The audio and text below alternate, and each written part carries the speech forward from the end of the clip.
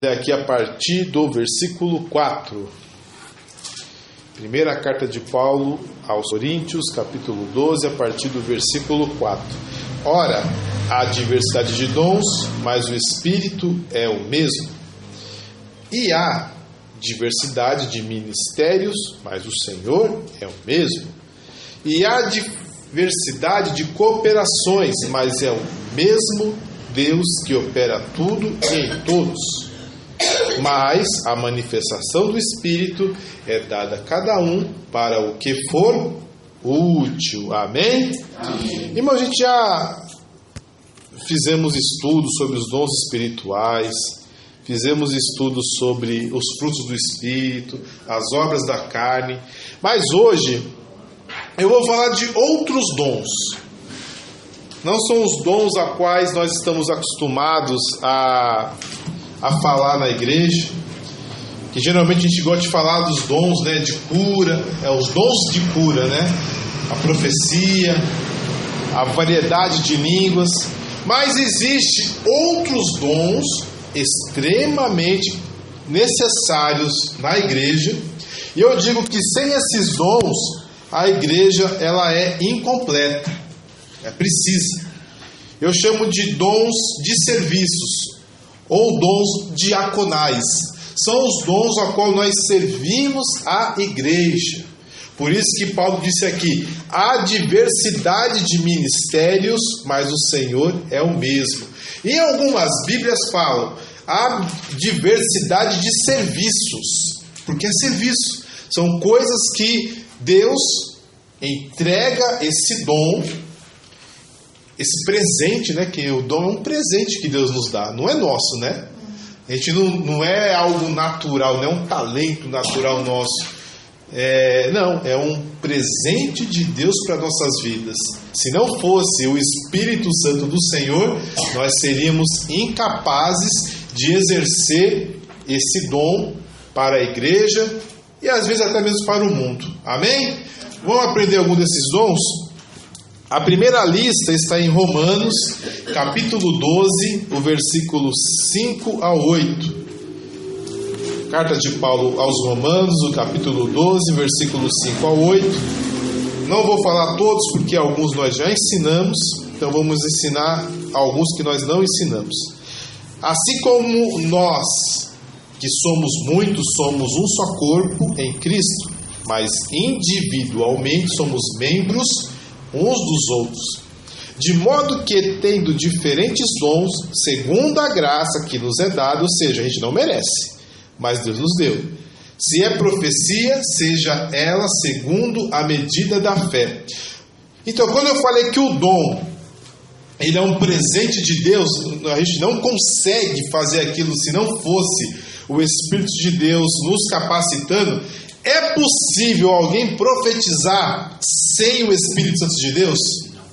Não dá, irmãos. Não tem como, né? Por isso que assim, irmãos, eu sei que a gente tem uns costumes, a gente aprende, a gente ouve. Todo mundo tem essas coisas, a gente acaba aprendendo, ouvindo as pessoas falando, e a gente passa para frente.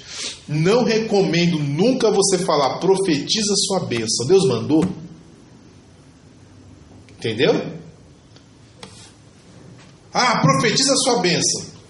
Tá, mas Deus mandou você profetizar ou pedir para aquela pessoa profetizar aquela bênção, porque a profecia é um dom do Espírito Santo, não é a sua vontade. Amém? Se é ministério, seja em ministrar. Se é ensinar, haja dedicação ao ensino. O que exorta, use esse dom em exortar. O que reparte, faça com liberalidade. O que preside, com cuidado. E o que exercita misericórdia, com alegria.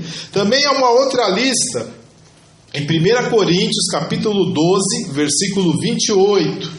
Diz assim, 1 Coríntios 12, versículo 28. A gente ensinou alguns desses, outros a gente não falou. E a uns pôs Deus na igreja, primeiramente, apóstolos, em segundo lugar, profetas, em terceiros, mestres, depois operadores de milagres, depois dons de curar, socorros, governos e variedade de línguas. A gente já falou sobre os profetas, sobre os mestres, sobre os dons de cura, né? Os dons de maravilhas, que aqui fala operadores de milagres. Mas a gente nunca falou sobre os socorros e governos. Amém? E hoje a gente vai ensinar sobre esses dons que a gente acaba passando, né? A gente acaba desprezando, mas eles são de suma importância para a igreja. A igreja não pode deixar de falar sobre eles, porque a igreja precisa, o povo de Deus precisa de cada dom que está disponível conforme a graça do Espírito Santo de Deus. Amém? Vamos estudar primeiro o dom de governo. Amém? Olha, o dom de governo significa pilotar ou conduzir um navio, ou governar. Essa palavra está ligada ao que se refere à ação de um piloto ao guiar uma embarcação. Por que é importante fazer esse exemplo de guiar um navio para um porto seguro, ao qual foi transferida para o campo político, social e espiritual? Porque quando a gente tem esse dom de governar, essa pessoa ela sabe conduzir a sua casa, a sua igreja e o seu país. Onde ele é colocado, tem gente, irmãos, que não sabe nada de você pedir para fazer um ovo, ela não consegue fazer, mas ela sabe organizar tudo, ela organiza de uma forma assim perfeita e faz as coisas funcionar, mas não sabe apertar um parafuso, né? Mas sabe organizar, que é uma beleza, e as coisas funcionam. Porque muita gente sabe operar, sabe o que fazer, mas precisa muitas vezes ser governado. O autogoverno não é algo assim tão natural nas pessoas. As pessoas, infelizmente, muitas delas precisam ser governadas. Elas precisam de um piloto, precisam de um líder. Bom seria que todos nós tivéssemos condições de nos autogovernar, mas nem todos. As pessoas conseguem fazer as coisas muito bem, mas precise que alguém dê a direção, dê o norte. Esse dom de governo, ele é essencial para quem quer ser líder de igreja, quer ser um pastor, quer ser um ancião, né? Quer ficar à frente de uma missão, à frente de uma igreja para ensinar as pessoas. É fundamental o teu dom de governo. A gente tem que ver, porque muitas vezes a gente coloca como o pastor de uma igreja alguém que fala muito bonito, alguém que tem muita inteligência, alguém que arrebata multidões pela sua palavra, operador de milagre, né? Pessoas que faz milagres assim, aqueles sinais e maravilhas, né? A gente olha e já põe a pessoa como pastor. Pessoa que tem dom de curas e já põe como pastor. Não tem problema ele ter o dom de cura e ser pastor, mas ele tem que ter o dom de governar. Amém. Ele tem que saber conduzir a igreja dele. Amém. Ele tem que saber conduzir o rebanho ao qual o Senhor o colocou como ancião e bispo da casa de Deus. Porque muitas vezes ora e cai fogo do céu, estende a mão sobre os enfermos são curados, revela até o chassi do carro, mas não sabe como levar o povo de Deus até o porto seguro que é o céu. O nosso porto seguro é o céu. Não é na Bahia não, no sul da Bahia não, irmãos. O nosso porto seguro é o céu. Eu nunca fui para Porto Seguro, irmãos. O dia que eu fui, desisti. Mas diz que é bonito, né? Vocês sabem que o Brasil começou lá, né, irmãos? Por que você desistiu? Porque não tinha dinheiro. Eu paguei o dinheiro eu paguei a estadia. Aí quando eu fui ver a passagem era mais cara que a estadia. Aí eu desisti. Ainda bem que deu para desistir, irmãos. Mas assim, o nosso porto seguro é o céu. E a pessoa que tem um dom de governo Primeira coisa, para a gente colocar uma pessoa à frente de uma igreja, é saber se ele domina a sua casa. Porque aquele que não cuida bem nem da sua própria casa, quanto mais da casa de Deus. Está na Bíblia isso. A gente viu o estudo sobre as qualificações pastorais. Então assim, mas o fulano de tal prega bem. Fulano assim das coisas. Mas peraí, os filhos dele estão obedecendo, estão sujeitos ao pai, enquanto estão na casa do pai, porque a gente sabe, né? Os filhos crescem, fazer o quê, né, irmãos? Não tem jeito, né? Quando os filhos chegam a uma certa idade, eles vão fazer o que eles querem. Mas enquanto está debaixo do nosso teto, minha casa, minhas regras, amém? A esposa respeita esse homem, também, isso é importante. Porque se a pessoa não governa bem a sua própria casa, ainda que seja um grande homem de Deus, seja uma pessoa sincera, uma pessoa de oração, que tem assim dons maravilhosos assim de revelação, de milagres, de cura, não tem problema nenhum, mas não tem como ser um pastor da igreja, irmãos. Porque o pastor tem que ser exemplo. E as pessoas, infelizmente, não tem como fugir, irmãos. As pessoas vão nos julgar. As pessoas nos julgam o nosso modo de andar, o nosso modo de falar. Eu peço até perdão para os irmãos pelas minhas vestes, que eu vim diretamente do serviço. E a gente sabe, irmãos, assim, mas é besteira. Não é não. O modo da gente vestir, muitas vezes, nos traz credibilidade. Por exemplo, uma pessoa que, se eu chegasse aqui e pregasse de camisa havaiana e bermuda, vocês iam dar algum crédito? Eu dou crédito de todo jeito, pastor. Não dá não. Eu não ligo para isso, pastor. Mas eu ligo o que sai daqui de dentro, o que sai daqui. Sim, gente, mas é o seguinte, mas nem todo mundo tem essa percepção. Escute bem, o que faz um homem ficar diferente, um terno, uma gravata, alguma coisa, é a beleza, ele só vai ficar mais bonito. Do resto, se ele falar um monte de besteira, não vai salvar. É verdade, mas qual que é a importância? É a credibilidade. Muitas vezes o nosso modo de vestir nos descredibiliza. A gente tem que ter cuidado. Já pensou uma mulher de Deus pregar de mini saia? Não tem condições, né? Pregar de decote? Não dá. Então assim, a gente tem que ter... Irmãos, a gente não pode...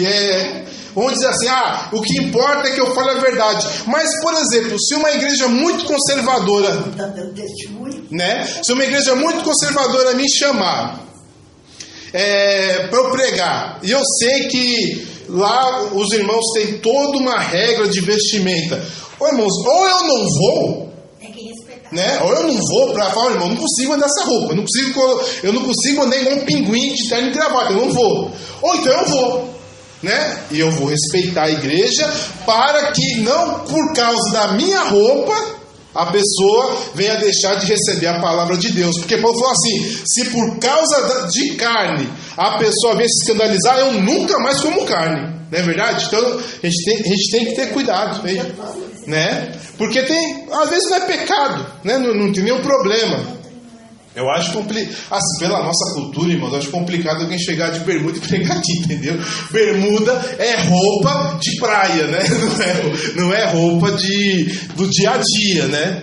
Eu sei que cada cultura é diferente, talvez num lugar, vamos dizer assim, numa ilha, no Pacífico, mais isolada, cada lugar tem sua cultura. Talvez em outros lugares, eu pregar de bermuda não vai ter nenhum problema. Agora, na nossa cidade, não. Na nossa cidade, eu já sei que se, por exemplo, eu quero trabalhar em alguns lugares, tem um código de vestimenta. Assim, a gente tem que respeitar. Irmãos, isso que eu estou falando, evitar o máximo possível escândalo. Mas é besteira, o que importa é o que eu falo. É igual os costumes de uma igreja barba, né? Isso, tem igreja que se a pessoa for de barba não pode pregar. Está na Bíblia? Na Bíblia está mais para barba do que não para barba. Essa é a verdade, irmãos. Na Bíblia está mais para barba do que não para barba. Isso é um costume romano que a igreja acabou pegando. Mas eu não vou escandalizar. Então, assim, irmãos, não vou tirar minha barba para pregar aí. Ou vocês aceitam ou eu não vou. Amém? Então, é necessário aquela pessoa que quer ser um pastor, um ancião, que ele venha a ser um exemplo, de uma forma que as pessoas realmente possam olhar para aquela pessoa e terem confiança, né? Porque quando o pai ou a mãe perde a confiança do filho, o filho desrespeita, né, irmãos? Isso é uma bagunça, né? Então a igreja também tem que olhar para os seus pastores e ter respeito. Perder o respeito, irmãos, não há por que ser pastor. Amém? Amém. O dom de governo é muito bom para os homens, principalmente. Sumo necessário aos homens para governar suas casas. Para as mulheres também, porque as mulheres vão governar os seus filhos. Então é importante. E para a igreja. Os homens têm que estar preparados com esse dom para conduzir a igreja e as suas casas. O segundo dom que eu queria falar, dom de socorros. A gente mal fala desses dons.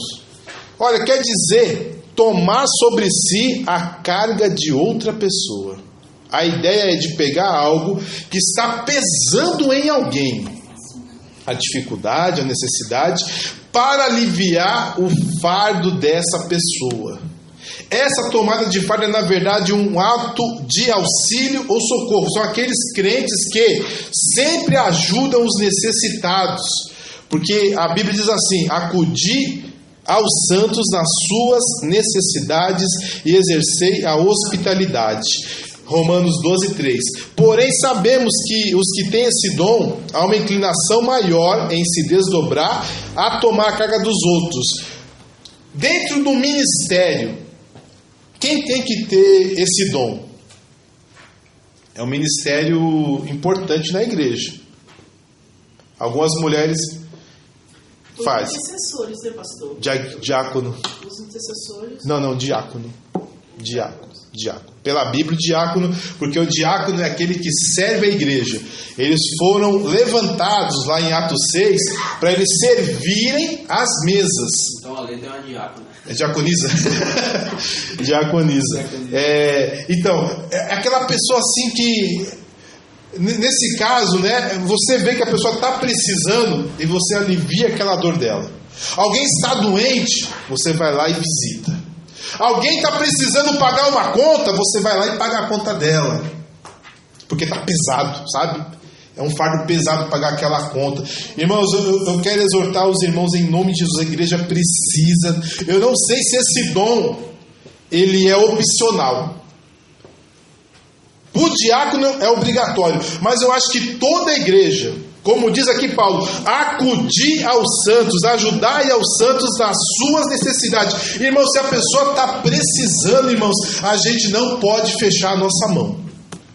A gente não pode encolher o nosso pé, dar aquela preguiça. Não, se a pessoa pediu ajuda, vamos ajudar o nosso irmão nesse fardo, porque Jesus criticou os fariseus, porque disse assim: vocês colocam cargas pesadas sobre os homens, mas nem com um dedo ajudar eles a carregar. Não, irmãos. A gente vê, se nosso irmão está com dificuldade na vida espiritual, vamos ajudá-lo, vamos jejuar juntos, vamos orar juntos. Se o nosso irmão está em dificuldade na vida material, vamos ajudar, vamos juntos, vamos ver o que precisa. Ô irmãos, eu não vou conseguir pagar a conta este mês. Irmãos, que não seja necessário a pessoa ficar ligando para um, ligando para outro, se humilhar. A igreja já se levante, já ajude. Irmãos, eu ouvi um testemunho que eu fiquei triste. Um testemunho bonito, mas que eu fiquei triste, porque eu não consegui. Não sei se aqui na igreja isso aconteceria. Não sei. A gente às vezes exorta muito os irmãos a estar em oração, a ler a Bíblia, mas eu acho que a gente está pecando nessa parte da ajuda material. Amém? Dá para melhorar. E o testemunho, eu sei que alguns irmãos não têm condições, né, irmãos, porque ganham muito pouco, tá vivendo com a misericórdia, ou estão desempregados, né? Mas alguns dá para ajudar. Dá para ajudar a igreja, dá para ajudar os irmãos, e tá segurando, tá deixando o fardo pesado. Não é verdade? E temos que, irmãos, pelo amor de Deus, eu não preciso, irmãos, em nome de Jesus, ficar exortando ninguém a dar dízimo. E o seu dízimo, a sua oferta, a sua contribuição, eu não preciso ficar aqui pegando no pé. Não, irmão, tem que dar dízimo, porque a Bíblia diz que se você não dá, você é ladrão. Ô, irmão, eu preciso chamar você de ladrão para você dar dízimo? Primeiro que não é bem assim, entendeu? Não leva Malaquias 3:10 para a igreja, que não é para a igreja, amém? Mas tem gente que usa para constranger porque precisa. Mas a gente não precisa fazer isso, irmãos. A gente sabe que nós temos um fardo aqui na igreja. Qual que é? Pagar o aluguel, pagar a água, pagar a luz e pagar a manutenção da igreja. Aí eu preciso, por acaso, pegar no pé dos irmãos? Preciso. Tem que ser natural. A gente já sabe disso. Toma aqui de graça. Então, temos um custo. Seria muito bom estar aqui de graça, não é verdade, irmãos? A gente fazia uma contribuição e repartia com todo mundo, né? Que a igreja era assim, eles faziam culto nas casas, né? Aí quando tinha a contribuição, aí eles socorriam. O que está precisando? Precisa aqui, toma. Para ninguém faltar nada. Mas infelizmente, temos primeiro um fardo. O fardo da manutenção da onde nós cultuamos. E temos outros fardos. Pessoas precisam, às vezes, pagar uma conta, precisam de uma cesta básica, precisa, às vezes, de outros problemas. Aí que veio esse testemunho que eu gostei. O pastor estava contando que a igreja dele não é grande, mas não deve ser pequena também não. E de um rapaz que ele é do iFood, ele trabalha de moto pro iFood. Era isso? Era, pro iFood.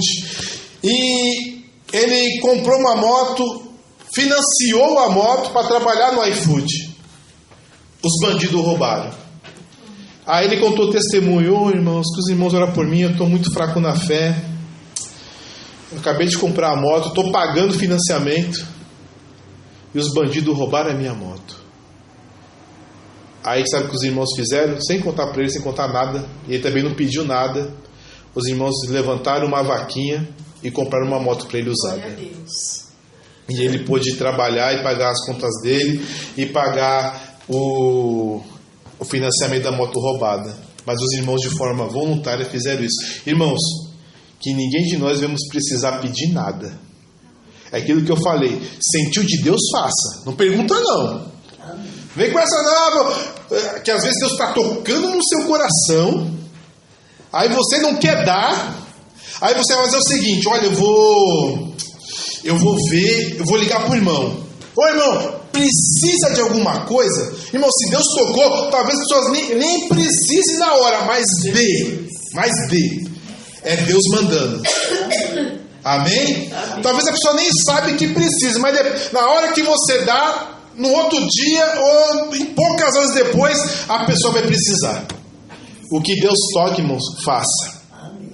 Tem um testemunho, esse também é bonito, do George Miller, que ele tinha um orfanato, centenas de crianças no orfanato, e aí quando ele acordou para dar o café da manhã para as crianças, aí falou o pessoal que trabalhava lá: a gente não tem um pãozinho, tem nada. Aí ele falou: bota os meninos para orar. Quando a gente levantar da oração, Deus vai prover o leite e o pão. E aqueles meninos oraram. Aí ele falou: Jesus, eu não tenho mais como ficar orando aqui mais não, eu vou levantar. Aí ele levantou meio com ressabiado. Aí bateram na porta. Na hora que ele falou amém, bateram na porta. Aí ele abriu a porta. Aí chegou aquela carrocinha, né, que é bem do século XIX, cheio de pão. Aí ele falou assim: irmão Jorge, esses pães aqui é para a rainha, é para o castelo de Buckingham. Mas infelizmente a minha fornada, colocamos um pouquinho a mais de lenha, e os servos da rainha não gostam de pão moreninho. Só pão moreninho, tá nem queimado, moreninho. O irmão aceita o pão que era para a rainha. Ele falou: oh glória a Deus, eu estava orando por isso. Oh Jesus lindo. Cheio de pão, irmão, aquela carrocinha de pão, tudo grátis. O pão da rainha, o pão dos reis, para aqueles meninos órfãos. Glória a Deus. Eles conseguiram pela oração. Glória a Jesus. O socorro chegou na hora certa. Eu digo para o irmão e para a irmã: muitas vezes eu, como homem, eu posso falhar. Talvez por ignorância Ou talvez por pobreza. A maioria das vezes por pobreza. Ou por preguiça também, não sei. Eu como homem eu posso falhar, mas o socorro virá para o povo de Deus. Nosso Deus é o socorro bem presente na angústia. Se o homem falhar, Deus não falha. Mas irmãos, que você seja a mão de Deus aqui na terra dos viventes. Também tem um testemunho de Deus ajudando uma pessoa. Isso é uma vergonha, né? Que um irmão muito pobrezinho, ele estava orando, e ele estava passando muita necessidade. E era aqueles crentes da Assembleia bem antiga, que não sabe orar baixo, não sabe orar em pensamento. Jesus, em nome de Jesus, eu estou precisando, Jesus, estou passando fome, meus filhos estão passando fome, manda um anjo aqui para mandar uma compra para mim abençoada. E o vizinho era macumbeiro. Meu Deus. Aí o vizinho ouvindo tudo. Eu vou pegar esse crente aí. Aí foi lá no mercado, fez uma compra enorme pro crente. Aí colocou na porta, bateu e saiu correndo. Aí quando abriu a porta, aquele montão de compra. Aí o crente, oh glória a Deus, Jesus mandou o seu anjo e me abençoou. Aí o macumbeiro, que anjo nada, foi eu, rapaz. Foi o diabo que deu para você, foi anjo não. Mas o diabo obedece quando Deus manda. Aleluia. Deus manda. Deus. Não é verdade? Eu vi isso. Né? Deus age, irmãos. Mas a gente tem que agir, irmãos. Glória a Você Jesus. não vem na porção certa, nem menos e nem mais. Sim, a gente tem que agir, irmãos. Não pode ser. Não vamos, né, fazer bem a todos, mas principalmente aos domésticos da fé. Né, a pessoa depender de uma pessoa de outra religião, depender de uma pessoa que às vezes você nem conhece. Não, o povo de Deus, você sabe que essas religiões assim espíritas, elas não têm uma lei, né? Não tem uma Bíblia, não tem um livro sagrado, não tem nada, né? Não tem nada que ensina o que é certo e o que é errado para eles. Simplesmente eles têm obrigações. Eles fazem uma obrigação lá com a entidade deles. A entidade fala, nesse tempo de obrigação você não pode vestir branco. Pronto, né? É a obrigação dele. Mas não há uma lei. Irmão, nós temos a palavra de Deus que nos ensina. Glória a Deus. Temos a palavra de Deus. Não precisa um anjo de Deus te revelar o que você tem que fazer, não. A palavra de Deus já tem o que nos ensina. Amém? Outro dom de misericórdia. É importante para todos. Na Bíblia, não é apenas um sentimento de pena ou compaixão. Né? A ver a pessoa sofrendo, ai que dó, vou orar por ela. Não. Mas é um ato de bondade para aliviar o sofrimento e a miséria de alguém. Não é só orar, né? Não é só sentir, né, o que a pessoa está sentindo. É você agir conforme a necessidade da pessoa e fazer aquilo ao qual você gostaria que fizesse por você. Amém? Amém, Jesus. Porque na Bíblia, irmãos, ela é usada para descrever a natureza de Deus. Deus não tem Deus não tem dó de ninguém. Deus não teve dó de Saul, não é verdade? Saul pecou, Deus não teve dó. Mas ele é rico em misericórdia. E ele age. Quando ele tem misericórdia, ele age. Esse dom é muito parecido com o dom de socorro. É exercer misericórdia e agir com compaixão aos que estão sofrendo, não apenas materialmente, mas também em suas fraquezas. A diferença é mínima, né? Porque o socorro, na verdade, é você ajudar alguém a carregar um fardo. A misericórdia é você agir com compaixão.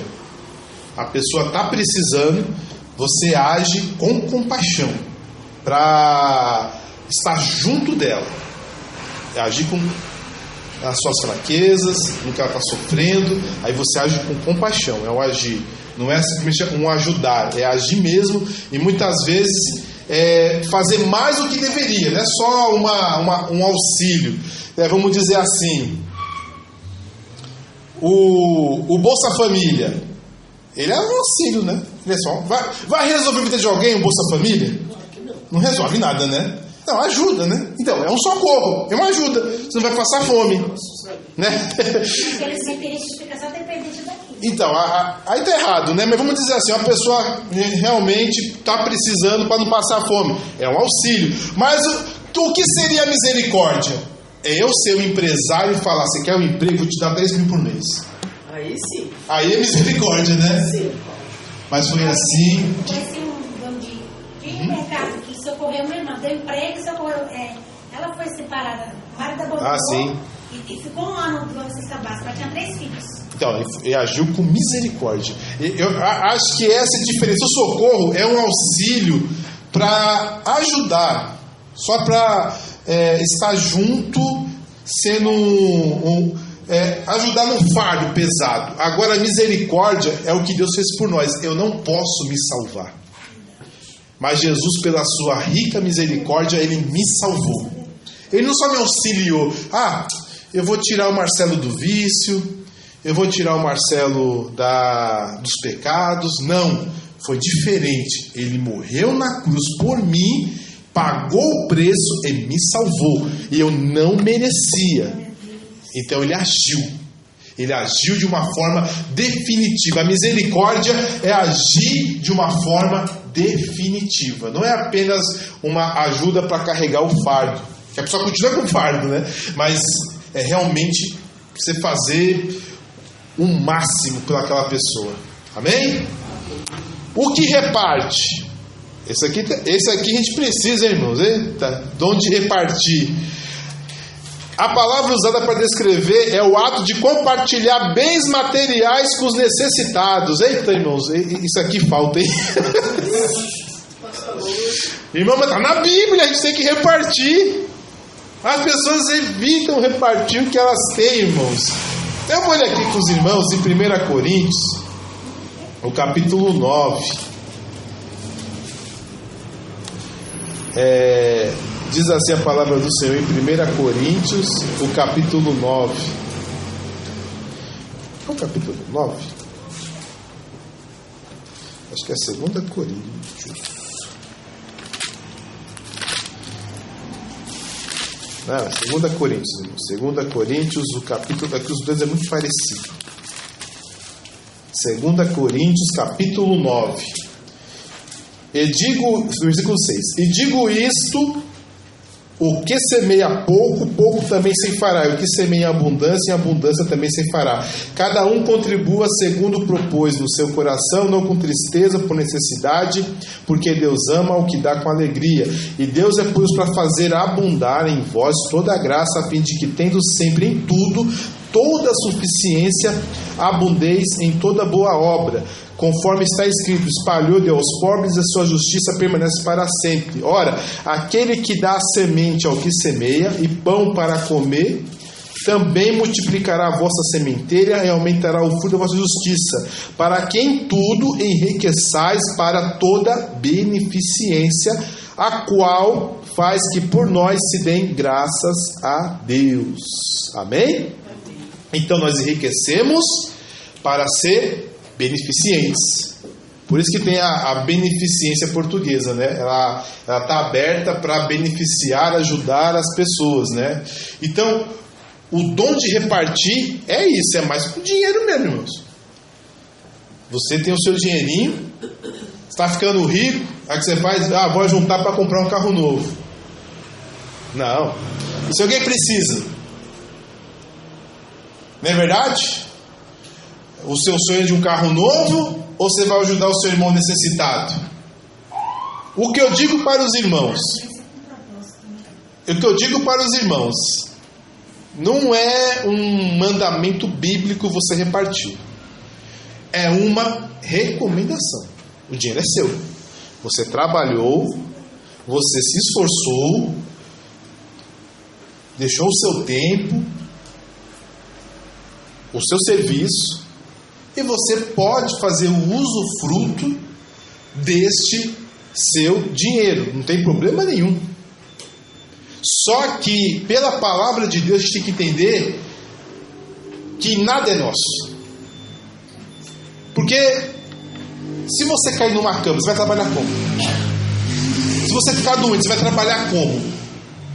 Então, assim, Nós trabalhamos e ganhamos dinheiro porque Deus permite. Então, obviamente, esse dinheiro veio de Deus. Então, tudo que há em nós, ele está debaixo da ordenança de Deus. Assim, Deus, não sei. Pela palavra de Deus, é importante a gente repartir as nossas necessidades materiais, sim. Paulo exortou, mas como ele falou, ninguém faça isso por tristeza. O que é por tristeza? Eu te obrigar você a fazer isso. Eu não quero fazer, né? Mas já que estão brigando, eu vou ajudar. Não faça assim. Nem por necessidade.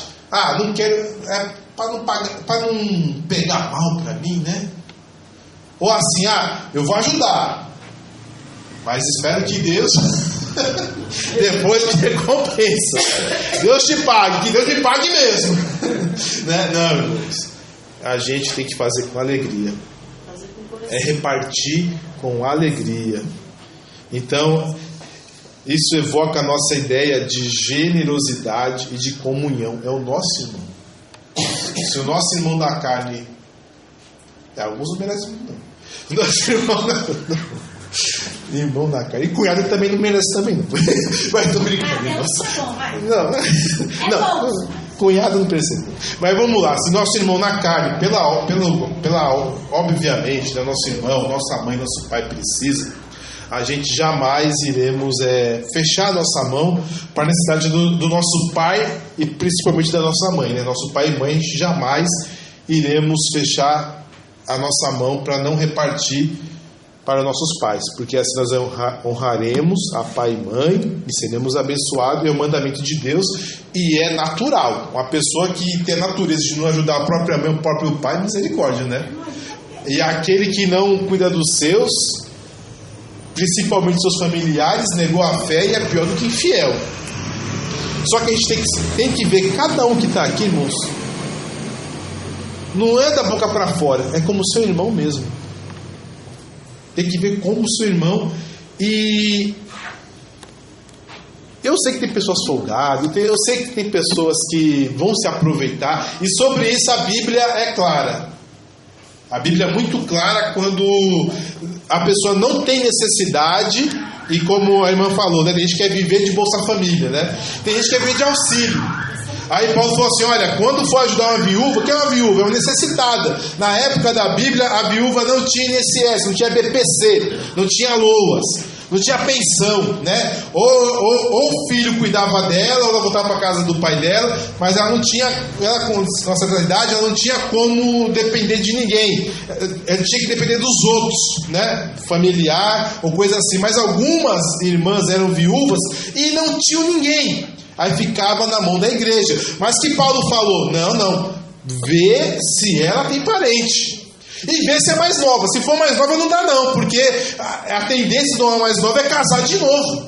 Agora, se é uma irmã já mais velha, que ora, que lavou os pés dos santos, essa aí sim, essa aí você ajuda. Verdadeiramente viúva. Então, pessoa folgada a gente não vai ajudar, amém? Amém. Está na Bíblia. Pessoa folgada que não quer trabalhar, não quer saber de nada. Só quer vida boa. Só quer vida boa. Né, irmãos? Aí não dá, né? A igreja vai me ajudar, a igreja vai me dar a cesta básica, vai pagar minhas contas, a igreja vai me dar um dinheirinho. Pelo amor de Deus, mas você está procurando emprego, abençoado? Não tô, né? Sabe como que é? Estou no azeite. Não.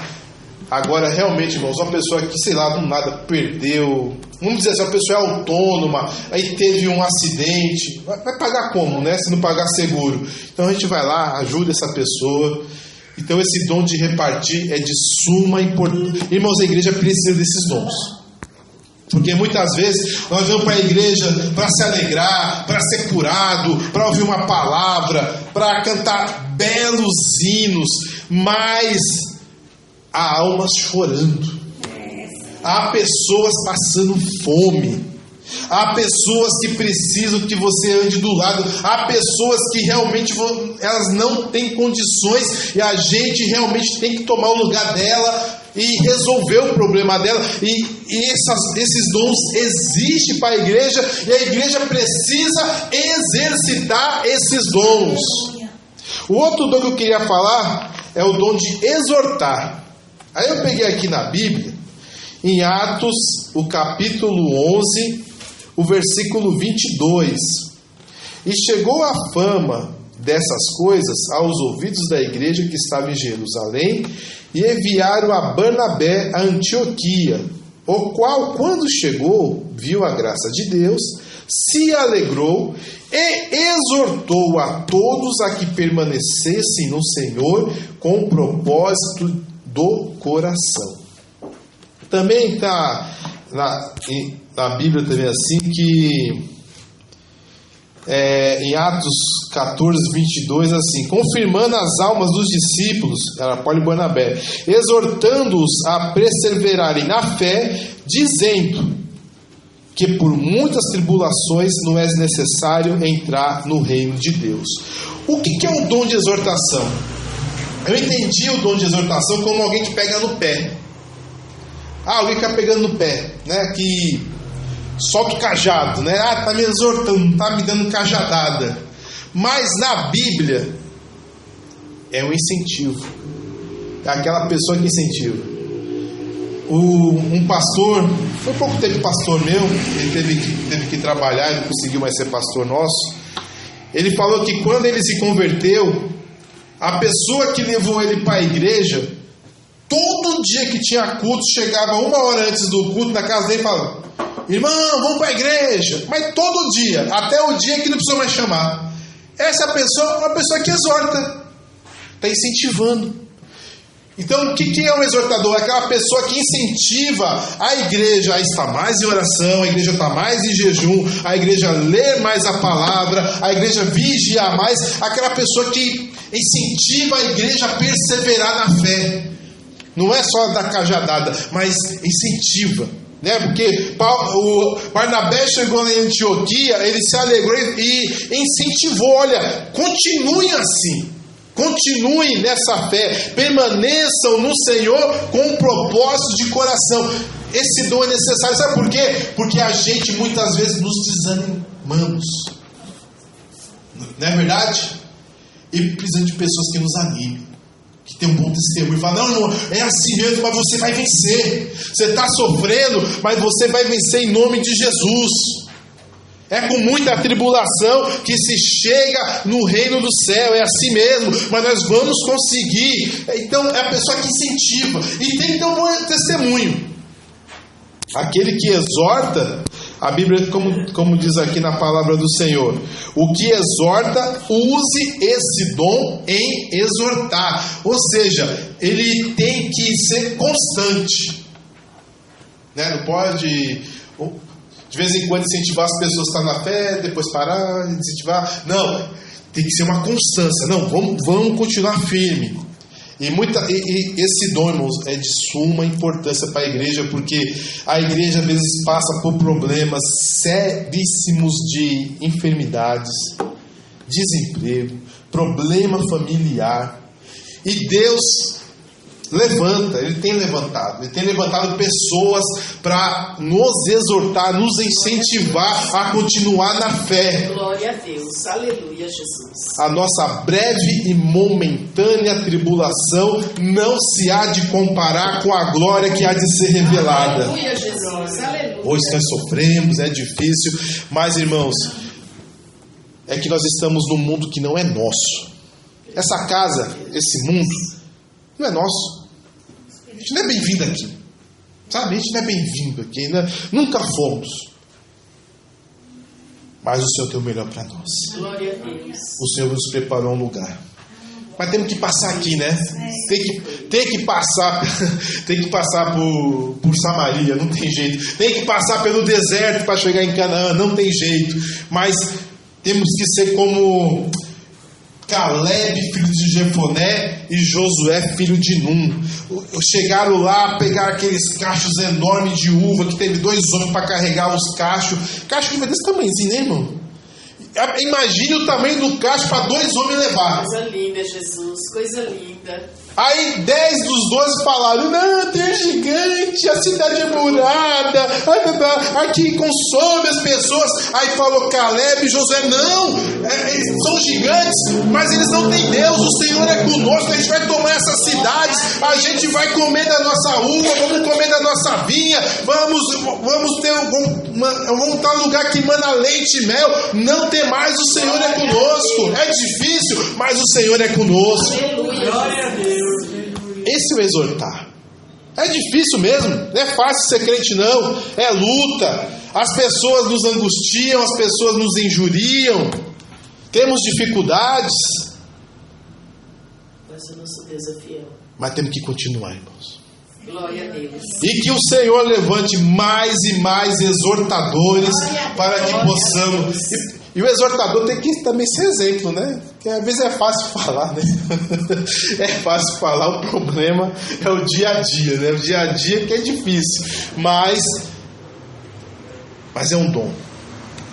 E Deus vai levantar homens e mulheres de Deus. Glória a Deus. Que você vai ser exemplo. Tipo assim, você vai olhar para aquela pessoa, você vai falar: não, é verdade. Porque aquele lá eu conheço, aquela lá passou por coisa pior do que essa e continuou na fé. Aleluia. Se ela está falando, eu vou. Glória a Deus. Quando a gente era estagiário e eu falava assim, os meninos chegavam, era meio difícil às vezes o serviço. Aí eu falava bem assim: olha, entenda uma coisa, se eu sou burro e conseguir, você vai conseguir. Aleluia. E conseguia mesmo. Porque era burro mesmo. Então então a pessoa conseguia. Se eu sou burro, eu consigo, então mais você. Então é muitas vezes isso: olha, eu sou carne e osso, igual você, e Jesus me deu vitória, você também vai ter vitória. Amém, irmãos? Então eu agradeço a oportunidade em nome de Jesus. Glória a Deus.